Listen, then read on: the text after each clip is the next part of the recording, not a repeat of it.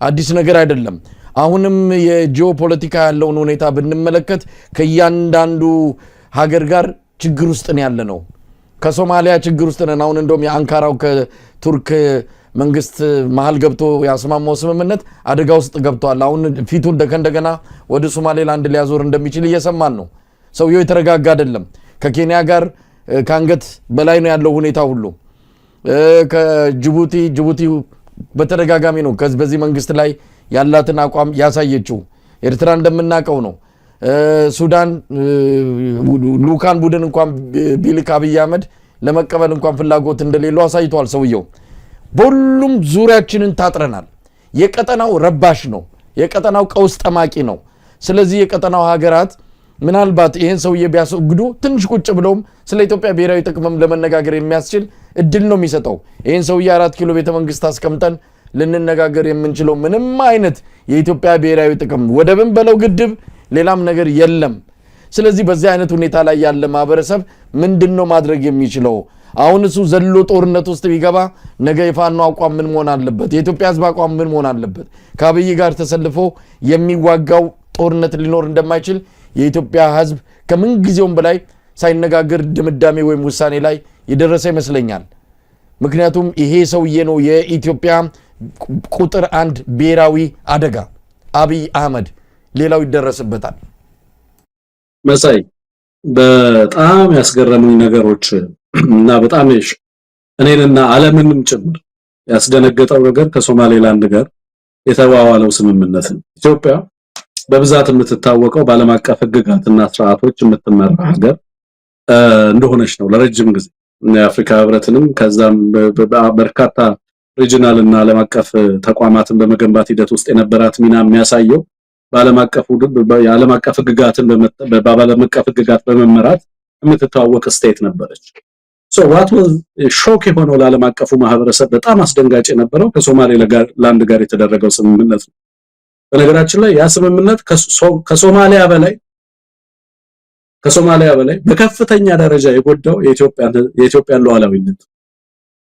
ምክንያቱም ኢትዮጵያ ያለችበት ሁኔታና ያለችበት የፖለቲካ ስርዓት የሀገሪቷን ህልውና ለከፍተኛ አደጋ ተጋላጭ ያደረገ ነው። አሁንም በዛ ደረጃ የሚገለጥ ሀገር ውስጥ ከተለያዩ ክልሎች ጋር እየተዋጋ ያለ የፌደራል አገዛዝ፣ የኢትዮጵያን ህዝብ እየወጋ ያለ አገዛዝ የሌሎች ሀገራት ጋር ሄዶ በተለይ ደግሞ ከእንደ ሶማሌላንድ ጋር ዓለም አቀፍ ደረጃ እውቅና ያልተሰጣቸው ሀገራት ጋር ያደረጋቸው ስምምነቶች በዋናነት የሉዓላዊነት አደጋና ስጋት የሚዳርገው ኢትዮጵያ። በመስታወት ቤት ውስጥ የሚኖር ሰው በድንጋይ አስቀድሞ ድንጋይ ያወረውርም ይባላል። በእንደዛ አይነት ሁኔታ ውስጥ ያለ ሀገር ነው አስቀድሞ ድንጋይ ያወረውር። ይባስ ብሎ በተለይ ደግሞ በዚህ በአፍሪካ ህብረት በጣም በከፍተኛ ደረጃ እንደ ሳክሬድ ተደርጎ የሚታይ የዚህ ከፖስት ኮሎኒያል የአፍሪካ ነጻነት በኋላ ከነበሩ ህግጋቶች በጣም በትልቅ ደረጃ ትልቅ ትኩረት የሚሰጠው በኮሎኒያል ጊዜ የነበሩ የድንበር ውሎች ተፈጻሚ ሆኗል የሚለው ውል ነው። መሳይ እንደምታውቀው በረጅም ደረጃ በብዙሃን ደረጃ ትኩረት የሚሰጠው የነበር በተለይ አፍሪካ ውስጥ ከፍተኛ ጦርነትን የእርስ በርስ እልቂትን አስቀርቷል የሚባል ህግ ነው። በነገራችን ነፃ ከወጡ በኋላ ይሄ ነበር ይሄ አንተ ነበር የሚል ነገር ከመጣ አፍሪካ እርስ በርስ ሊተላለቅ ይችላል ተብሎ በርካታ በወቅቱ የነበሩ የአፍሪካ መሪዎች አስበውበት ተቀምጠው በርካታ ነገር እንትን ብለው አውጥተው አውርደው ያጸደቁት ህግ ያንን ጥሶ ኢትዮጵያን በዓለም አቀፍ ደረጃ እንደ ፓራያ ስቴት ያስቆጠረ በብዙዎች ዘንድ እጅግ አደገኛ የሆነ ሀገር እና በአላማና መርህ የማይመራ ስርዓት እንዳለ ሀገሪቱ ውስጥ ለዓለም ያሳየበት የነበረ ነው። እውነት ለመናገር ሀገሪቱ ውስጥ ያሉ ተቋማት ጭምር ሁኔታውን የሚያውቁት አይመስልም ነበር በወቅቱ ማለት ነው። ያ ምን አመጣ? የሶማሌላንድ ጉዳይ አንካራ ድረስ ሄደ። ግብጽን ወደ ቀጠናው እንድትመጣ አደረገ። በሶማሊያ የሚገኘው የኢትዮጵያ ወታደርና የኢትዮጵያ ሰራዊት ላይ የፈጠረውን ነገር ተመልከት። በግብጽ በኤርትራና በሶማሊያ መካከል የፈጠረውን የሶስትዮሽ ስምምነትን በወታደራዊ ስምምነትን ተመልከት። የቱርክን ፕሬዘንስ በቀጠናው ላይ ሶማሊያ ወታደሮቿን አቅሟን እንድትገነባ ጸረ ኢትዮጵያዊ የሆኑ አመለካከቶች በሶማሊያ በከፍተኛ ደረጃ እንዲያድጉ በቀጠናው ላይ ኢትዮጵያ እንዳትታመን በበርካታ ሀገራት ኢትዮጵያና ኢትዮጵያ አገዛዝ በምን አይነት መንገድ እንዲታይ እንዳደረገ ግልጽ እስከዛሬ ድረስ ብቻ አይደለም በቀጣይ እሱ ያደረጋቸው ነገሮች የሚያመጡትን ፖለቲካዊ ራሚፊኬሽኖች እና ጂኦፖለቲካዊ ቀውሶች ስናፍስ ነው የምንኖረው መሳይ ይሄ ግለሰብ የሚያደርጋቸውን ዛሬ የሚሰራቸው ስራዎች የሚያስከትሉትን ነገር ማለት ነው ዛሬ ከአማራ ጋር የሚያደርገው ጦርነት በቀላሉ ሂል የሚያደርግ አይደለም ከትግራይ ጋር ያደረገውና አሁንም ለማድረግ እያደረገ ያለው ነገር በሀገሪቱ አጣፈንታ ላይ የሚደቅነው አደጋ ቀላል አይደለም መሰል ኤርትራ ጋር ደግሞ ጦርነት ውስጥ ከገባ ለሚኖረን ቀጣይ ሁኔታ በእነዚህ ሀገራት ጋር እንግዲህ አብረን የግድ ተሳስረን ልናድግ ልንለማ በጋራ ልንኖር የሚገባንን ህዝቦች በምን አይነት ሁኔታ ውስጥ እየከተተ እንደሆነ ተመለከታለህ ያገዛዝ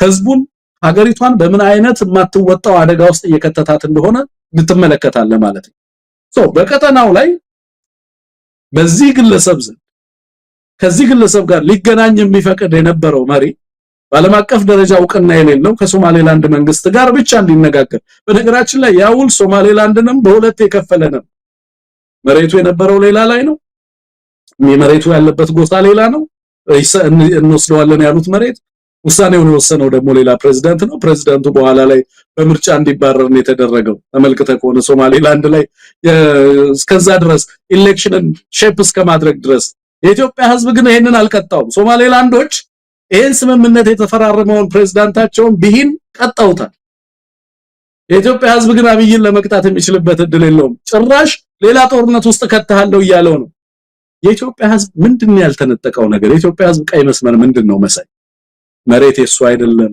ውሃ የሱ አይደለም ትራንስፖርት የሱ አይደለም ተቋማት የሱ አይደሉም ምን አለው የኢትዮጵያ ህዝብ ምን ያልተወሰደበት አሁን ደግሞ ደህንነቱን ታክስ ላይ ያደርጉት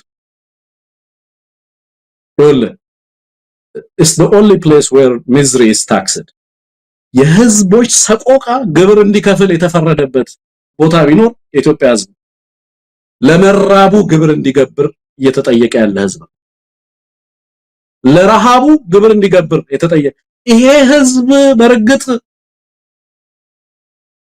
እነፊተራራ ገበየው የሞቱለት ሀገር ነው ወይ ሀገር እነዛ አንጋፋ አባቶች ዋጋ የከፈሉለት ሀገር ነው ወይ በሚስት በርስት እና በልጅ በእምነት መጣ ነበር ያሉት ርስቱም ሚስቱም ልጁም ቤቱ ኢትዮጵያ ህዝብ አይደለም ዛሬ ሁሉ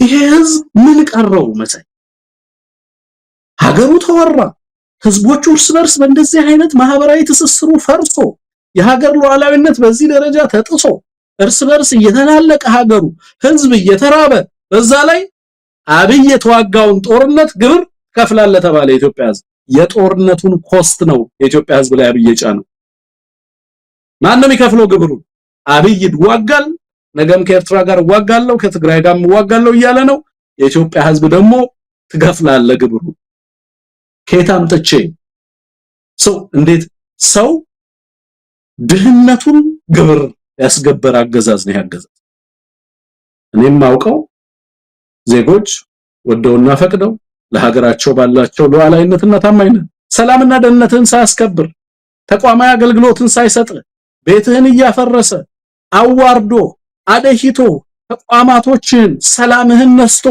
አዛዝ ግብር ትገብራለህ ከምን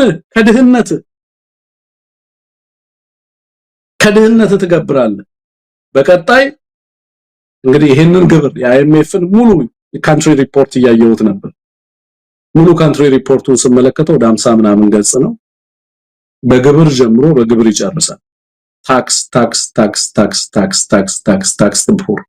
ታክስ the poor የኢትዮጵያን ድህነት ታስገብራል ምክንያቱም እየተዋጋህ ነው there is no free lunch ያንተን የጦርነት ገንዘብ መክፈል ያለበት የኢትዮጵያ ህዝብ ነው ሳይበላ ሳይበላ አሁን ይወለ ታይትን ዘ ፔልት ነበር የሚባል ቀበቶን አጥብቅና ምሳዝለ ቀበቶን አጥብቅና ቁርስ ዝለል ነበር የሚባለው አሁን እኔ እንግዲህ ቀበቶ ጠብቆ ሚቆም ረሃብ አይደለም አሁን ራሳችንን ሰውነትን ዳይጀስት የሚያደርግበት የሚበላበት ጊዜ ከአምስት ኢትዮጵያውያን አንዱ በረሃብ በከፍተኛ ረሃብ ሊሞት የሚችልበት ሁኔታ እንደሚኖር 25 ሚሊዮን ህዝብ ለከፍተኛ ዲዛስተር ሊጋለጥ እንደሚችል IMF አስቀምጦታል። ኢመርጀንሲ ነው የሀገሪቱ ሁኔታ በሚል የገለጸ ነው። ቀላል ሰብአዊ ቀውስ አድርጋችሁ አትውሰዱት ወበስ ቀላል ሰብአዊ ቀውስ አድርገን ልንወስደው ነው። በዚሁ ትግርቱ ወደ ኢኮኖሚው ጉዳይ እንምጣ። በጣም አስደንጋጭ ነው። እንግዲህ እኔ ግራ የሚገባኝ ነገር አሁን ቀደም ሲል ስሜት ውስጥም የሚከት ነው። እነዛ ታላላቅ ኢትዮጵያውያን ለዚህች ሀገር እኮ የተከፈለው ዋጋ ትልቅ ነው። ትልልቅ ኢትዮጵያውያን የፈሩበት ዓለምን የትኛውም የዓለም ቦታ ሄደው የኢትዮጵያን አንገት ቀና የሚያደርጉ ሰዎች፣ ስማቸው የከበደ ታሪክ ላይ የገዘፉ ሰዎች በተፈጠሩባት ሀገር አንድ ይሄ ሰውዬ ከየት የመጣ የአባቱን ታሪክ የምናምንቴውን ታሪክ የማያቅ እንደው እኔ እርግጥ በዚህ በሚዲያ ላይ መባል የሌለባቸውን ቃላት ጠርተን ብንለው ደስ ይለኛል። እውነቴ ነው። በጣም አንዳንድ ጊዜ መባል የሌለባቸው ቃላትንም ጠርተን ይሄ ሰውዬ ኢትዮጵያ ላይ ያመጣው መከራ ወይ ዕውቀት የለው ወይ የሀገሩን ታሪክ አያቅ ወይ ህዝቡን በደንብ አይረዳም ከየትም ልቅምቅም ብሎ መጥቶ እንዲህ አይነት ሀገሪቱን መከራ ውስጥና ቀውስ ውስጥ ሲከት ስናይ እሱ ሳይሆን እኛንን ይሄ ሰውዬ ይህንን ያህል ጊዜ እንዲቆይ መፍቀዳችን። ለማንኛውም እንዲህ ዝም ብሎ መበሳጨትና እንደዚህ ዝም ብሎ መብሰልሰልና መብገንገን አይደለም፣ ስራ መሰራት አለበት። ይሄ ሰውዬም በእንብርክክ ነው የገባው፣ በእንብርክክ ይወጣታል። ይህንን ነገር መሰራት አለበት። ስራዎችም እየተሰሩ ነው። ነገር ግን እንደው የኑሮውን ሁኔታ እንምጣ። ትንግርቱ ሰሞኑ የምንሰማቸው ነገሮች ያው አንገት የሚሰብሩ ናቸው። ይሄ የግብር ዛሬ ፓርላማ ያጸደቀው እንዳልከውም ድህነትን ታክስ ማድረግ፣ መብላት ያቃተን ሰው ግብር ክፈል ማለት ይሄ የጭካኔም ጭካኔ ነው። የኢትዮጵያ ህዝብ ላይ ከዚህም በላይ መዓት እየመጣ ነው። ከዚህም በላይ የመብራት ግብር ብቻ ሳይሆን ቫት ክፈሉ እየተባለ ነው። የመብራት ቆጣሪ ትከፍላለ፣ የኪራዩን ትከፍላለ፣ ከዛ በኋላ ቫት ትከፍላለ። ኦሮሚያ ክልል 15 መዋጮ ነው ያለው ተብሏል። ከግብር ሌላ 15 አይነት መዋጮ አለ። በሲዳማ ክልል የሞተር ሳይክል ግዢ መዋጮ ተብሎ ህዝቡ እንዲያዋጣ ተደርጓል። የፓርቲ ጽህፈት ቤት መገንቢያ የሚሊሻ ምናምን የኢትዮጵያ ህዝብ መዋጮ አልቋል። አይደለም ግብሩ እኮ ምድር ላይ ታይቶም አይታወቅም ነው። ትላንት አልነበረም፣ የትም አልታየም። ዛሬም በዚህ አይነት ሁኔታ የሚጠቀስ ሀገር የለም። ኢትዮጵያ ብቸኛ ሀገር ናት በዚህ አይነት አገዛዝ። ስለዚህ የኑሮ ሁኔታው እጅግ እየከፋ ነው፣ በጣም እየከፋ ነው። ሁሉም ቦታ ራብ ገብቷል። አዲስ አበባ ሰዎች ቤታቸው በራብ እየሞቱ ነው። ታዲያ የመጨረሻው ሰዓት አልደረሰም ወይ? ይህ ህዝብ የፈዘዘበት ማለት ድንዛዜ ውስጥ የገባበትን ምንጭቅ ብሎ የሚያወጣ ከፍተኛ ሀገራዊ ቀውስ እየመጣ ነው። ኢኮኖሚው የሰሞኑ ሪፖርት ይህንን ነው የሚያሳየው። ስለዚህ ትንግርቱ ምንድን ነው የሚጠበቀው? ኢኮኖሚው እዚህ ላይ ከደረሰ በኋላ ሰው የሚጠብቀው ነገር ነፃ ውጭ እየጠበቀ ነው። መሳይ እንግዲህ ቀደም እንግዲህ ይቅርታ ጠይቃለሁ በምስራቄ። በነገራችን ላይ የሳኩት ግለሰቡን አስመልክቶ በተናገርከው ነው እንጂ ስሜትህን እኔንም ጎድቶኛል፣ ከልብ አሳዝኖኛል። የአንዳንዴ ስክሪን ብታደርግ ብትጮህ ማይወጣልህ ስሜት ማለት ነው። ታግለህም በቂ ነገር ያደረክም ማይመስልህ ሁኔታ ውስጥ ስላለን ማለት ነው። ህመሙ ቀላል አይደለም። ህዝባችን ደግሞ በምን አይነት አሰቃቂ ሁኔታ ውስጥ መሳይኔ በርካታ የፉድ ሴኩሪቲ ላይ የተሰሩ ጥናቶችን አንብቤያለሁ። ኢትዮጵያ ውስጥ የነበሩ የረሃብ እና በኢትዮጵያ ረሃብ ላይ የተሰሩ በርካታ ጽሁፎችን አንብቤያለሁ። እንደ ደሳለኝ ረሃመቶ መስፍንም ሌሎችም ያጠኗቸውን በርካታ ጥናቶች ማለት ነው። እንደ ረሃብ የከፋ ሞት የምትሞትበት ነገር የለም። ከሁሉም የከፋ ሞት ነው ረሃብ እና በርካታ በተለይ በሰሜን በተለያዩ ጊዜያቶች ተነስተው የነበሩ ረሃቦችን ስትመለከት የነበረው ሁኔታ በጣም ያማል መሳይ። ሞርታሊቲው በተለይ ፋሚን የሚባለው ደረጃ ላይ ሲደርስ ከፍተኛ የሆነ ሞርታሊቲ ሬት አለው እና እንስሳትና ህዝብ አብሮ ነው የሚያልቀው። አርሶ አደሩ በሬን በማርስበትን በሬ እንዴት እበላለሁ እያለ ነው የሚሞተው። በሬውም አርሶ አደሩም ነው አብሮ የሚያልቀው። ዛሬ ያለው የረሃብ ሁኔታ በከተማ ላይ በጣም በከፍተኛ ደረጃ በነገራችን ላይ ድጋፍ የሚያደርጉ ኃይሎች እንግዲህ ከዚህ በፊት የሚያገኙትን ለጂዲፒ 10-12% የሚደረገው ድጋፍ ከውጭ የሚመጣ ድጋፍ ነው። ያ ግራንት አሁን ወደ 4% ከጂዲፒው አሽቆልቁላል የሚል ነው። ይሄም ከፍተኛ የሆነ ሰብአዊ ኪሳራና ከሰብአዊ ቀውስ በዓለም አቀፍ ደረጃ ሊያመጣ የሚችል እንደሆነ እየተነገረ ነው ያለው። የዓለም አቀፉ ደግሞ በተለይ በዚህ በሰብአዊ አቅርቦት ድጋፍ ላይ የሚደረገው ነገር በከፍተኛ ደረጃ እየተቀየረ ነው ያለው። ሀገራት ወደ ሀገራቸው ወደ ራሳቸው ኢንተርናል ፖሊሲ እየገቡ ነው ያሉት እና አሜሪካን ጨምሮ በዓለም አቀፍ ደረጃ የሚያደርጉትን ሰብአዊ ድጋፍ በከፍተኛ ደረጃ ነው እየቀነሱ ያሉት። ይሄ በጣም ከፍተኛ በተለይ እንደ ኢትዮጵያ ላሉ በውጪ ሀገረ መንግስታት ላይ ዲፔንደንት የሆኑ መንግስት ሀገራት በጣም በከፍተኛ ደረጃ ተጋላጭ እንደሚሆኑ ጥያቄ የለው። አሁን ኢትዮጵያ ውስጥ ያለው ረሃብ ሪል ተጨባጭ ህዝቡ በየቀኑ እኔ ስናገረው ሳይሆን ሌላውም ሲናገረው ሳይሆን ሚዲያው ሲናገረው ሳይሆን በየቤታችሁ ቴብላችሁ ላይ ያለው ነገር ምንድነው የምትበሉት? ምንድነው ልጆቻችሁን የምታበሉት? የመንግስት ሰራተኛውን በተመለከተ የመንግስት ሰራተኛው እንግዲህ የሰራተኞች ማህበር ፕሬዝዳንቱ ወጥተው ሰራተኞቻችን ይሰለፋሉ ምሳ ሰዓት ላይ እንግዲህ ፓርላማው ጊዜ ካለው ወስጄ ላሳይ ይችላልው ነው የሚለው። እንግዲህ ፓርላማው ምን ያህል ከህዝብ የተነጠለ እንደሆነ በዚህ ማወቅ ትችላላችሁ። ከህዝብ መነጠሉን ማለት ነው። እንግዲህ ሰራተኛው ተርቦ ቀን ላይ ምሳ ሰዓት ላይ ሆቴሎች ጋር ሄዶ ምግብ ተሰልፎ ከሆቴል የሚወጣውን ምግብ የሚጠይቅበት ደረጃ ላይ እስከመድረስ ድረስ ሄዷል ማለት እና በምን መንገድ ነው እነዚህ ሰዎች ሀገሪቷ ውስጥ ተአምር ነው ኢትዮጵያ ውስጥ እድገት ሳይሆን ተአምር ነው ሀገሪቱ ውስጥ ያለው የሚሉ ሰዎች እንግዲህ ይሄንን ተአምር በምን አሳቁት ነው ጥያቄ። ያለ ጠንካራ ሲቪል ሰርቪስ እና ቢሮክራሲ በተለይ ታዳጊ ሀገራት እንደ ኢትዮጵያ ያሉ ሀገራት በምን አይነት መንገድ ነው ብልጽግናቸውን የሚያረጋግጡት? የተራበ ሲቪል ሰርቫንት ይዘህ ነው ብልጽግናን የምታረጋግጠው? ደሃን ታክስ ያደረክ ነው ብልጽግናን የምታረጋግጠው? የነሱ ሌክዠሪ ፕሮዳክቶች እኮ የነሱ ሌክዠሪ ኢንቨስትመንቶች እኮ ፕሮጀክቶቻቸው እነዚህ ፋንሲ ፕሮጀክትስ ለአንድ ደቂቃ አልተቋረጡ። ግን የሀገሪቱ ህዝብ ቢረገፍ በነገራችን ላይ ሲቪል ሰርቫንቱን እንዴት እንደሚመለከተው ባለፈው በኢትዮጵያ ቴሌቪዥን ላይ ሰጠው ቃለ መጠይቅ ላይ ምን ይላል መሰለ? ሀገራት ሌበር አላቸው ይባላል። በጣም በተደጋጋሚ ብዙ ሊቃውንት እንደዚህ ያሉ ሲያወሩ ሰማለሁ። ይሄ ሌበር አሁን በኤአይ እና በቴክኖሎጂ እየተተካ ስለሆነ ልንመካበት አይገባም። ስለዚህ እኔ እንደ አሴት አላየውም ይላል። ምን ማለት ነው? የኢትዮጵያ ሲቪል ሰርቫንት ሐኪሙን አስተምረነው ልንቆጣጠረው አንችልም የፈለገበት ሀገር ሊሄድ ስለሚችል። ስለዚህ አይጠቅመንም ሐኪሙ። ለዛ ነው ለሐኪሙ ማንከፍለው፣ ለመምህሩ ማንከፍለው ለዛ ነው። ምክንያቱም በኤአይ እና በሮቦት ነው ቀይራለሁ ሀገር ብሎ የሚያስበው ግለሰብ ሌሎች ሀገራት እንኳን በዚህ ደረጃ አልተመጻደቁም አይደለምና በአስከፊ ሁኔታ ውስጥ ያለ ማህበረሰብ ቀርቶ ማለት ነው። አየህ ከሀገሪቱ ኮምፕሊትሊ የተነጠለ ዲስኦሪየንትድ የሆነ ግለሰብ ነው ሀገሪቱ ላይ ያለው። የኢትዮጵያን ህዝብ አይመስልም አብይ አህመድ። የኢትዮጵያን ህዝብ ኑሮ አይመስልም። የኢትዮጵያ ህዝብ የወጣበትንና የወረደበትን ታሪኩን፣ እሴቱን፣ ባህሉን አይመስልም። አገኘ ተቋማቱ ለሱ ነው የሚያገለግሉት። ሊቃውንቱ ያጨበጭቡለታል፣ የሃይማኖት አባቶች ያጨበጭቡለታል። ምክንያቱም ይከፍላቸዋል። እንደዚህ በፈለጋቸው 10 ሰከንድ ውስጥ የፈለገውን ነገር ይናገሩለታል። because he pays them ገባ። በዚህ ደረጃ ሀገሪቱን ሲቆጣጠር የጦር ኃይሎቹ ቢሞቱት ለሱ ነው፣ ሐኪሞቹም ያጨበጭቡት ለሱ ነው። ዘፋኙና ሙዚቃው ሀገሩን አስረክቦ ከሱ እየተመጸወተ የሚኖር ነው።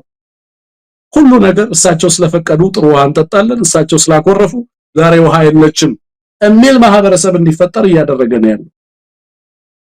ዲስኢምፓወርድ የሆነ በምድር ላይ በዚህ ደረጃ ፓወርለስ የሆነ ማህበረሰብ ላታገኝ ትችላለህ። ባይዘው ከኛ አቅም የላቸውም፣ መንግስታቸው ደካማ ነው የምትላቸው ሶማሌዎች በጣም ጠንካራ ህዝቦች ናቸው። በጣም ጠንካራ ህዝቦች ናቸው። ቢያንስ በዚህ አይነት አስከፊ ደረጃ ሁሉ ነገራቸውን ባገዛዝ ሮብ ተደርገው ኬንያዎችን ውሰድ። በነጻነት ትግል የደገፍናቸው ያገዝናቸው ህዝቦች ተቋማትን እንዴት እንገንባ እያሉ ኬንያን ኤርዌይስ በመገንባት ሂደት ውስጥ የኢትዮጵያ ነገስታት ከፍተኛ ድጋፍ አድርገውላቸዋል።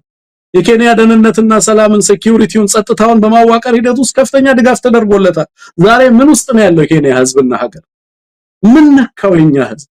ሰው እየራበው ቤቱ እየፈረሰ ተቋማቱ እየፈረሱ ሰላም አጥቶ በዚህ ደረጃ ደግሞ ለጸጉርህ ግብር ትከፍላለህ ሲባል ነው አድዋን ብንዘክረው ምን ይረባናል? ባንዲራውን ብንለብሰው ምን ይጠቅመናል? ስለኛ መኖር አይደለም ወይ የተከፈለው ዋጋ? ሀገር ውስጥ የኛ አልነበረም ወይ? አየህ ሀገር አለን፣ ሰዎች ነን፣ ክብር ይገባናል፣ አባቶቻችን ለዚህ አልሞቱም ለማለት ዛሬ የሚከፈል መስዋዕትነት ነው። ላርጅሊ የፋኖ ትግል እውነት ለመናገር ሀገርን ሪክሌም ለማድረግ ሀገር አልባ ላለመሆን የሚደረግ ትግል ነው። ባይዘው ስቴትለስ ሆነን እንዳንቀር አገዛዙ የጨከነን ሊያጠፋን በዛ ደረጃ የቆረጠ ረሃባችን ለሱ ሳቅ ነው። የረሃብ ጉንፋን የህፃናት ረሃብ ጉንፋን ለሱ ሳቅና ተድላ ነው። ፖለቲካ ይሰራበታል እና በዚህ ደረጃ ከህዝብ የተነጠለ ማህበረሰቡን በዚህ ደረጃ አቅም አልባ ያደረገ ተቋማትን ያዋረደ ሁሉን ነገርና ሁሉን የሀገሪቱን ሀብትና ንብረት ለሚፈልገው ዓላማና ለጦርነት ዓላማ ብቻ ግብአት እያዋለ በዚህ ደረጃ ሀገር ላይ የተጫወተበት እንዳለ ተመለከታለህ። ስለዚህ እያንዳንዱ ሰው ሚና አለው ነው መሳይ። ሚዲያው አንተ የምትሰራው ስራ ቀላል አይደለም። እኛ የምናደርጋቸው ስራዎች የምንሰራቸው ትግሎች ቀላል አይደሉም። ሊቃውንት እያንዳንዱ ማህበረሰብ ለምሳሌ ሬሚታንስ በዚህ ዓመት 7.1 ቢሊዮን ዶላር ነው የሰበሰበው። ማን ነው የላከው? ይሄን ብር ዲያስፖራው ነው የላከው በመንግስት ተቋማት ኦፊሻል ሬሚታንስ ነው ማለት። በቀጣይ 6.9 ቢሊዮን ነው አሁን የሰበሰበው። በቀጣይ 7.9 ቢሊዮን ዶላር ለመሰብሰብ እቅዳለው። ኒርሊ ወደ 8 ቢሊዮን ዶላር ለመሰብሰብ ነው ሬሚታንስ ያቀደው። 8 ቢሊዮን ዶላር የሚልክ በውጭ ያለ ኃይል አለ ማለት ህዝባችንን የሚያስጨርሰው እሱ ነው። ለዚህ አገዛዝ ዱላ እያቀበለ መሳሪያ እየገዛ ድሮን እየገዛ ሬሚታንስ በኦፊሻል ቻናል እየላከለ አገዛዙ ማለት እንግዲህ በዚህ ደረጃ በውጭ ሀገር ኦፊሶች አሉት ሬሚታንስ ቻናሎችን ከፍቶ ይሰራል። በህገወጥ መንገድም የሚሰራው እሱ ነው፣ በህጋዊ መንገድም የሚሰራው እሱ ነው። በዚህ ደረጃ የተደራጀ ሌባ ነው የመጣብን። ይሄንን አገዛዝ ለመቅጠም የሚያስችል ንቃትና አደረጃጀት በጣም አስፈላጊ ነው። ባይዘው በተለመደውና በጥንታዊው መንገድ የምንሄድ ከሆነ የምናደርጋቸው ትግሎች በመረጃና ትንተና ላይ ያልተመሰረቱ ከሆነ ሊደርስብን የሚችለው አደጋ አገዛዙን ለመጣል የምናደርጋቸው ትግሎች ይሄ አገዛዝ ህዝብ ላይ ከዚህ የከፋ ነገር እንዳያደርስ ለማስቆም የሚደረገው ጥረት ረጅም ጊዜና ብዙ ዋጋ የሚያስከፍል ሊሆን ስለሚችል ረበረቡ፣ መናበቡ፣ ትንተናው እና የተቀናጀ ትግሉ ተጠናክሮ መቀጠል መቻል አለበት ነው መሳይ እምለው። ህብረተሰቡ ግን አቅሙን ማወቅ አለበት። መራብህ እርግማን አይደለም። ይኸውልህ ለህዝቡ ምን ብሎ ይነግረዋል መሰል? ሚራክል ነው ሀገሪቱ ውስጥ ያለው። ኢትዮጵያ ውስጥ ሚራክል ነው። ህዝቡ አይኑን ገልጦ ይመልከት ይላል ህዝቡ ለረሃቡ ተጠያቂ የሚያደርገው አገዛዙን ሳይሆን ራሱን። ኢትዮጵያ ውስጥ አልቲሜትሊ ያለው የሰላም እጦት፣ ረሃብ፣ የኑሮ መከራና ስቃይ ሁሉ ፖለቲካል ፌለር የገቨርናንስ ኢሹ ፖለቲካዊ ነው። ረሃብ ፖለቲካዊ ነው። መስፍን ወልደማርያም ሩራል ቨልነራቢሊቲስ ቱ ፋሚን የሚለው መጽሐፋቸው ላይ አረጋገጥኩት ያሉት ነገር ረሃብ ኢትዮጵያ ውስጥ ሰው ሰራሽ መሆኑንና ፖለቲካዊ መሆኑን አረጋገጥኩት ያሉት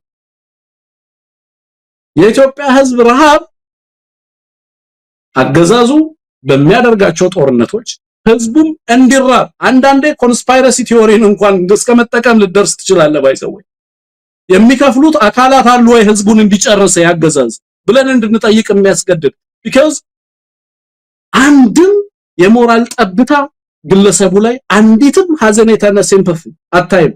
የራሱ ወገንና ህዝብ እያለቀ የሚመስለው አገዛዝ እንዳልሆነ ትመለከታለህ መሳይ። ያ ደግሞ አስደንጋጭ ይሆንብሃል። ስለ ኢትዮጵያ ህዝብ ረሃብ አውሮፓውያኑ ሲጨነቁ ማየት ያማል። አገዛዙ እየካደ 23 ሚሊዮን ህዝብ ከሴፍቲ ኔት ፕሮግራም ግራጁዌት እንዲያደርግ አደረግን አለ። አይኤምኤፍ የሚያወራው ሌላ ነገር ነው። ህዝቡ የሚኖረው ኑሮ ሌላ ነገር ነው።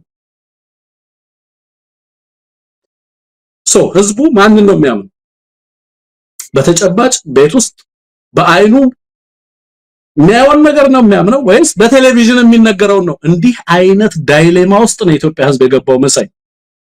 በቴሌቪዥን መጥገቡ የሚነገረው ቤት ውስጥ ድስት የሌለው ማህበረሰብ፣ የሚጣድ ድስት የሌለው ማህበረሰብ፣ ዱቄት በእፍኝ የምትሞላ ዱቄት የሌለው ማህበረሰብ፣ ከተማ ላይ የተሻለ መካከለኛ ገቢ ነበረው የምንለው ማህበረሰብ እኮ ወደ ፖቨርቲ ላይ ነው ድሮፕ ያደረገው።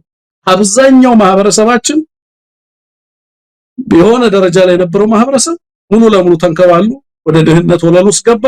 በብልጽግና ኔትወርክ ውስጥ የታጠረው ኃይል ደግሞ ዛሬ ላይ የሀገሪቷ የብልጽግና መሰላል ሆኖ የሪል ስቴቶች ባለቤት ሆነው ያገዛዙ ጋሻ ጃግሬዎች ሆነው በዛ ማዕቀፍ ውስጥ ተካተዋል። ሁለት ህዝብ ነው ያለው፣ የተራበው ማስና የጠገበው ብልጽግና። ፓርቲው ብልጽግና ነው ሲባል በፊት የመሰለኝ የሚበለጽገው የኢትዮጵያ ህዝብ ነበር የመሰለኝ። ለካ ፓርቲውን የሚቀላቀለው ነው የሚበለጽገው። ስሙ የፓርቲው አባላቱ ስም ነው። ብልጽግናው በዚህ ሰርክል ውስጥ ያሉ ሰዎች ስም ነው። ለዛ ነው አየህ ብልጽግና ያሉት ወደዚህ ወደኛ ፓርቲ ስትገቡ ትበለጽጋላችሁ። ከፓርቲው ውጪ ያለው ደግሞ ያልበለጸገው ማስ ነው። ሁሉ ነገር ነጥቋለን። ያልተጠራው እኛ የተጠራነው የተመረጥነው ጥቂቶቹ ነን ወደ ማለት ውስጥ ነው የተከደው። በዚህ ደረጃ ያለ ዲቫይድ ነው አገሪቷ ላይ ያለው። እጅግ አስደንጋጭ ነገር ነው። ይሄ ህዝብ የተነሳለት ብለን አናርቀው።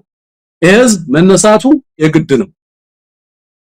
በረሃብ መሞትን አክሴፕት ማድረግ እኔ ጤነኛ ነው ብዬ አላስብም። ትክክለኛ አስተሳሰብ ነው ብዬ አላምንም። ሰዎች ኳስችን ሊያደርጉ ይገባል።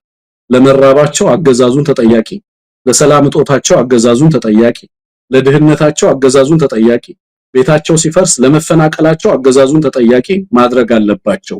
እያንዳንዱ ሰው እየከፈለ እየተገለ እየተባበረ በጋራ ሀገሩን ከዚህ ቡድን ነፃ ለማውጣት ከዚህ ቡድን እጅ ነፃ ለማውጣትና ሀገሩ በህግና ስርዓት የምትመራ ለሁሉም ፍትህ የተሰፈነባት እኩልነት የተሰፈነባት ሀገር እንድትሆን ማድረግ የእያንዳንዳችን ሚና ነው ብዬ ነው ማሰበው። መሳይ አይ ቲንክ በአንድ ክፍል እንደምትለቀው ተስፋ አደርጋለሁ። እንለቀዋለን። አንዴ መጨረሻ ግን እንደው ከመለያየታችን በፊት ይህን ያህል ትልቅ ነገር ነው ብዬ ሳይሆን ግን እንደው ከአብይ አህመድ ጋር የተጠጉ ባለስልጣናት መጨረሻቸው እንደው ህዝብም ይቅር ሳይላቸው ህዝብን እንደበደሉ እንግዲህ ከዚህ በኋላ ያው የፈጣሪ ስራ ነው፣ በፈጣሪ ስራ ውስጥ መግባት አያስፈልግም። ነገር ግን የምንሰማቸው ነገሮች ስላሉ ነው። አሁን የፌዴሬሽን ምክር ቤት አፈ ጉባኤ አቶ አገኘሁ ተሻገር ጉዳይ ነው። አቶ አገኘሁ ተሻገር ባለው መረጃ ጤናው እየተሻሻለ አይደለም፣ ከፍተኛ ችግር ውስጥ እንዳለ በተለይ ከአእምሮ ጋር በተያያዘ የገጠመው የአደጋ የመርሳትና ሌሎች ችግሮችን እንደዚሁም ሌላ በጣም ጠንከር ያለ የጤና ችግሮች እንደደረሱበት ነው የሚነገረው። ያንን ተከትሎ የፌዴሬሽን አፈ ጉባኤን ምክትሏን ወደ ዋና በሱ ቦታ ለማድረግ እንቅስቃሴ መጀመሩን እየሰማን ነው። እንግዲህ ማረጋገጫ አላገኘንም፣ ግን እንዲህ አይነት ጭምጭምታዎች አሉ።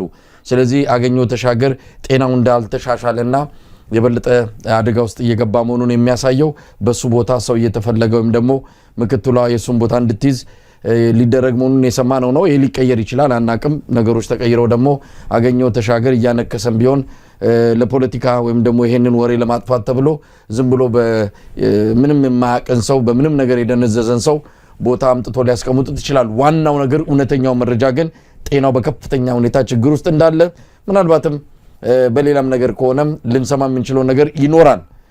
ግን እንደው እዚህ ጋር እንደው ትንግርቱ እንደነዚህ አይነት ሰዎች ህዝባቸውን አስፈጅተው ህዝባቸውን እንደ ምንድነው አንገቱን ለአራጅ ሰጥተው አብረው ደንሰው መጨረሻቸው በእንደዚህ አይነት ሁኔታ ሲጠናቀቅ ከዚህ የማይማሩ ደግሞ ሌሎች አሉ። አሁንም ከአብይ አህመድ ጎን የተሰለፉ ለዚህ ሰውዬ ምርኩዝ የሆኑ ለዚህ ሰውዬ ምንጣፍ ሆነው ህዝባቸውን ለከፍተኛ እልቂት እየዳረጉ ያሉ የአማራን ስም ይዘው አማራን እያስፈጁ ያሉ ሰዎች በአርቲስቱም ሄድ በሌሎች ነገሮችም በተለያዩ የሙያ ዘርፎች ውስጥ ያሉ የአማራ ተወላጆች እንግዲህ ከአገኘሁ ተሻገር መማር ካለባቸው አሁን ነው መማር ያለባቸው። በጣም ጊዜው እየረፈደ ነው።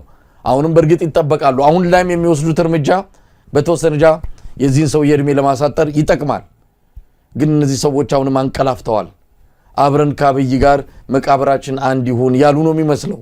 ለማንኛውም አገኘሁ ተሻገር ላይ የደረሰውን እንግዲህ ዝርዝሩን ትክክለኛውን መረጃ ስናገኝ ይፋ እናደርጋለን። አገዛዙ ደብቆታል። መደበቅ የሌለበትን የደበቀው ይሄ ሰውዬ የት አለ? የት ገባ? እሱን የበላው ጅብ አይጮህም። ለማንኛውም በዚህ ዙሪያ ላይ ባለስልጣናትም ሆነ ሌሎች አካላት ውሳኔ ይወስኑ ዘንድ አሁን እድል ከበራፋቸው ትገኛለች። ይሄን ካልወሰኑ መጨረሻቸው በጣም አጉል እንደሚሆን ግን ምንም ጥርጥር የለውም። ስላገኘሁ ያን ያህል ሬሌቫንት ነው ብዬ አላስብም ስለሱ ማውራት። እውነት ለመናገር የአማራ ህዝብ እነዚህን አይነት ሰዎች እንደዚህ አይነት ፈረሶችን ነው ሲታገል የኖረው። አሁንም ለህግና ለፍትህ መቅረብ አለባቸው ብሎ ከሚያስባቸው ሰዎች እንድናገኘው አይነት ሰዎች ናቸው። ምክንያቱም ከዚህ አገዛዝ ጋር ሆነው በራሳቸው ህዝብ ላይ እንግዲህ የራሳቸው አማራው የራሳቸው ህዝብ ነው ብለን ካሰብን በእርግጥ እነሱ አማሮች ልን አይሉም በነገራችን ላይ ግን ደግሞ ይሄ ጦርነት ሲታወጅ በዚህ ህዝብ ላይ ይሄንን ጦርነት እያሳለጡ ያሉ ልክ በኮሎኒያል ጊዜ ከኮሎኒያሊስቶች ጋር ይተባበሩ እንደነበሩ አይነት ኃይሎች ዛሬ ላይም ይሄንን ህዝብ በማስወጋት ረገድ የግንባር ቀደም ሆነው ህዝብ እያስፈጁ ያሉ ናቸው። እነዚህ እንግዲህ ለፍትህና ለፍርድ የምንፈልጋቸው ናቸው። የአማራን ህዝብ እድሜ ልካቸውን የሚፋረዳቸው ሰዎች ናቸው። እነዚህ ሰዎች የመዳን እድል የላቸውም። እንዳልከው ኦርፋን ናቸው። ኦርፋን ከሆኑ ደግሞ አገዛዙ ከማህበረሰባዊ እድል ነበራቸው ነው ህብረተሰባዊ ቤዝ ነበራቸው። ህብረተሰቡን ይዘው መታገል ይችሉ ነበር። ግን ከህዝቡ ጋር የቆሙት ሰዎች በምን አይነት ሁኔታ ውስጥ በእስር ቤት መከራቸውን እና ዋጋ እየከፈሉ እንዳሉ ታውቃለህ። እነዚህ ግን ከአገዛዙ ጋር መቆምን የመረጡ ናቸው። መጨረሻቸው ምን ሊሆን ይችላል? አገዛዙ በነገራችን ላይ እነዚህን ሰዎች ይዞ መቀጠሉ አዋጭ አይደለም። ለአገዛዙ አያዋጣው። ምን ይሰሩለታል? ወሬ ሊያቀብሉ ይችላሉ ብሎ እንደውም ይጠረጥራል። ኦኬ፣ ምክንያቱም ለአገዛዙ እነዚህ ሰዎች ጠላት ናቸው። ታዬ ነገረን ታስታውሳለህ? ቹቹ አለባቸው ጋር ደወልኳል። ቹቹ የዛኔ የአማራ ክልል የብልጽግና ምናምን ኃላፊ ነው። የብልጽግና ሳይሆን ያኔ አዴፓ የሚባለው ድርጅት ነበር የነበረውና አብይ አህመድ ከጠላቶቻችን ጋር እንዴት ትደዋወላለህ አለኛል። እንዴ ወንድሞቻችን ናቸው አልተባለም እንዴ? እንዴት ጠላቶቻችን? በቃ የአማራ ልሂቃን ሁሉ ጠላቶቻችን ናቸው ማወቅ አለብን። ስለዚህ ከነሱ ጋር መገናኘት የለብንም አለኝ ይላል ታዬ። እነዚህ ሰዎች ኤልሚ ቦፋ ቦፉማ ተብለዋል። የእባብ ልጆች እባብ ናቸው ተብለው በጠላትነት የሚፈረጁ በአገዛዙ አይን የሚታዩበት መንገድ የተለየ ነው። በጠላትነት የተፈረጁ ናቸው። ህብረተሰቡ ደግሞ የአማራ ህዝብ ላይ ለሚደርሰው እልቂት ሁሉ ተጠያቂ ናቸው፣ ኃላፊነት አለባቸው ብሎ የሚፈልጋቸው በፍትህ መቅረብ አለባቸው፣ ለፍርድ መቅረብ አለባቸው የሚላቸው ግለሰቦች ናቸው። አገዛዙ በየትኛውም አይነት መንገድ ቢያስጠጋቸውና ቢያስጠልላቸው አንዳንዴ በርደን ይሆኑበታል። እነዚህ ማህበራዊ ቅቡልነት የላቸው፣ ሄደው ህዝቡን ሊያሳምኑ አይችሉም። እዚህም ቢሆኑ ምናልባት መረጃ ሊያቀብሉ ይችላሉ። ስለዚህ እነዚህ ሰዎች አንድ በአንድ ለቃቅሞ ማስወገድ እንጂ ምን ልታረጋቸው ትችላለህ? በቃ ዲስ አር ላይክ እንዳልኩ ያሜባን ያህል እንኳን ክብር የሚሰጣቸው አይደሉም። መጨረሻቸውን ፕሪዲክት ልታረጋው ትችላለህ። ባለ ፖለቲካል ሬሌቫንስ እኮ ነው የምትቀጥለው። የፖለቲካ ሰርክል ውስጥ ለአብይ አህመድ ጥቅም ማትሰጥ ከሆነ ለምሳሌ አሁን ትግራይ ላይ ለሚጀምረው ጦርነት ጥቅም ይሰጡኛል ያላቸውን ሰዎች አስቀድሞ መልምሏል። ወደ ራሱ ለማስጠጋት ጥረት ሲያደርግ ተመልክታል። እነዚህም አማራው ላይ ጦርነት ለማስጀመር ጠቀሙት፣ ግን ጦርነቱ እሱ የሚቆጣጠረው አልሆነም አሁን። ስለዚህ ምንም ጥቅም የላቸውም፣ ፋይዳ የላቸውም። ኦፍ ኮርስ አሁን የዚህ ምክክር ኮሚሽኑ ውጤትና ሪኮሜንዴሽን እስኪጸድቅ ድረስ ሊያቆያቸው ይችላል። ከዛ በኋላ ግን ጀነራሎቹ በላቸው ባለስልጣናቶቹ በላቸው አብዛኞቹ ሬሌቫንት ናቸው ፖለቲካሊ ስፒኪንግ። ኦሬዲ ሞተዋል እና እነዚህ ሰዎች በህይወት ከለቀቃቸው መረጃ ያወጣሉ። ስለዚህ በመኪና አደጋ፣ በአውሮፕላን አደጋ፣ በህክምና ወቅት እንደሞቱ ማድረግ ነው የሚኖርበት ማለት ነው ዛስ አብይ አህመድ። በዛ መንገድ ነው የሚሄዱት። ማናቀው አይደለም እኮ ማን በምን መንገድ ሊሞት ይችላል የሚለውን ነው ማናውቀው እንጂ አብዛኛው መቼ እንደሚሰናበት ግልጽ ነው ማለት ነው። ግልጽ ነው እና ብዙም በእነዚህ ሰዎች ላይና ሌሎቹ ባላቸው አሁን እነ ብርሃኑ አሁን ፖለቲካሊ አሉ ማለት ነው። መሳይ ብዙ ጊዜ ፕሮግራም ስለምትሰራበት ነው በነገራችን ላይ ምንድነው ሚናቸው? መኖራቸው ለአብይ አህመድ ምን ይጠቅመዋል? ለአብይ አህመድ የጠቀመው ጥቅም ለሌሎች ሀገራት ምናምን ሲሄድ ምን ይላቸዋል? መልቲ ፓርቲ ሲስተም እኮ ነው የምንከተለው፣ እሱ ከኢዜማ ምናምን ይሄኛው ምናምን ይላቸዋል። ልክ የሆነ ሙክት ከበጎች መሃል አውጥተህ የሰባ ሙክት እንደምታሳየው ሳምፕል አድርጎ ያሳያል። እቺ እንደውም ኢትዮጵያ ውስጥ ህብረ ብሔራዊ ፖለቲካ እንዳይኖር ለአፋኝና ለአባገነን አገዛዝ ሰዎች በምን ልክ ሊተባበሩ ይችላሉ የሚለው ሌሰን የቀሰምንባቸው። እውነት ለመናገር ሰው በዚህ ልክ ከህብረተሰቡ ሊነጠል ይችላል ወይ ከወገኑ ሊነጠል ይችላል ወይ የሚለውንም በአንዳንዶቹ እንድንማር ያደረገ ነው መሳይ። ሰው ከዚህ አንፃር ቀጣይ ጣፈንታቸው ምን ሊሆን እንደሚችል ተገማች ነው ልልህ ነው። ግን ለኛ ብዙ ጉዳያችን ነው ብዬ አላምንም። ትንግርቱ በጣም ነው ማመሰግነው በእውነት በጣም ነው ማመሰግነው በጣም ነገሮች በፍጥነት እየተቀያየሩ ነው ያሉት ይሄ ክረምትም ብዙ ነገሮችን ሊያሳየን ይችላል አብይ አህመድም እቺን ክረምት ካለፍኩ ብሎ በጸሎትም በሴራም በብዙ ነገር ስራዎችን እየሰራ እንዳለ እናውቃለን በርግጥ የተለየ ነገርም ካልተፈጠረ ግን እቺን ክረምት ስላለፈ ሌሎች 2 እና 3 ክረምቶች በሚቀጥለው ያያል ማለት አይደለም ይሄን የመጨረሻ ክረምት እንዲያደርገው ትግሉ ተቀጣጥሎ ቀጥሏል ለተለያዩ ኃይሎችም ተባብረው አንድ ላይ ሆኖ ይሄን የሁሉም የኢትዮጵያ ብቻ ሳይሆን የአፍሪካ ቀንድ ጠንቅ የሆነን ግለሰብ በማስወገዱ ረገድ ትልቅ ትብብር ትልቅ የአንድነት ትብብር መንፈስ ያስፈልጋልና እሱ ላይ እኛም እንደ ሚዲያ እንጫወተው ሚና በቀጣይ ማጠናከር የምንቀጥል ይሆናል ትንግርቱ ገብረ ጻዲቅ የኤቢሲ የአማራ ቴሌቪዥን እውነት ለመናገር ትልቅ ቴሌቪዥን ነው ትልቅ አስተዋጽኦ ያደረገ ያለ ሚዲያ ነው በዛ ሚዲያ ላይ እንግዲህ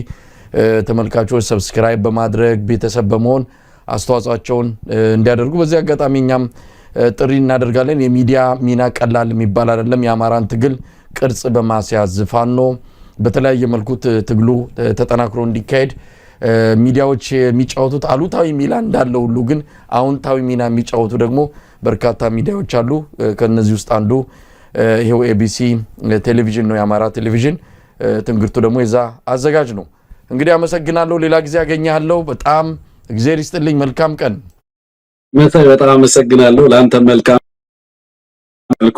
መልካም ጊዜ ይሆነልህ